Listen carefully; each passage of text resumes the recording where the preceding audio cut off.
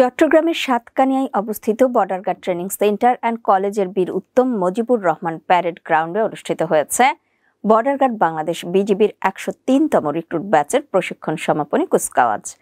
আজ সকালে আয়োজিত এই কুচকাওয়াজে প্রধান অতিথি হিসেবে উপস্থিত ছিলেন বিজিবি মহাপরিচালক মেজর জেনারেল মোহাম্মদ আশরাফুজ্জামান সিদ্দিকী।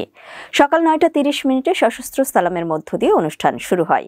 পরে নবীন সৈনিকদের শপথ গ্রহণ ও কুচকাওয়াজ পরিদর্শন করেন বিজিবি মহাপরিচালক।